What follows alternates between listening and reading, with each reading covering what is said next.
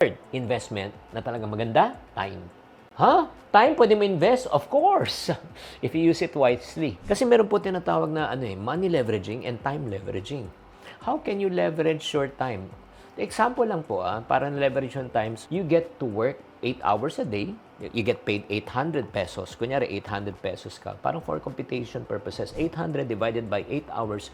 So, ang ibig sabihin po niyan, ang oras mo is 100 pesos per hour. So, imagine mo, kung na-stuck ka sa traffic ng mga 3 hours a day or 4 hours a day, ang nawawala sa iyo ay 400 pesos a day kasi yan ang halaga mo. Pero on my end, I know the value of my money is not 100 pesos per hour kasi alam ko kung magkano ang monthly income ko divided by 30 days.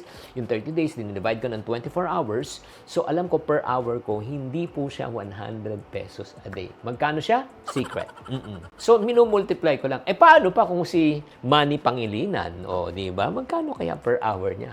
Ito, compute lang tayo, compute. Kung siya ay kumikita ng 1 million a month divided by 30 days, ibig sabihin po niya kumikita siya ng 30,000 a day divided by 24. Diba? So, more or less, kumikita siya ng almost 2,000 pesos per hour. Kung kumikita siya ng 2,000 pesos per hour times mo ng 24, so kumikita siya ng per day ng mga 40,000 times 30 days, mga 1.2 million.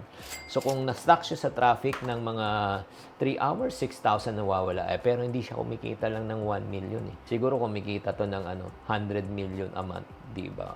Diba? Yun. That's how you compute for time.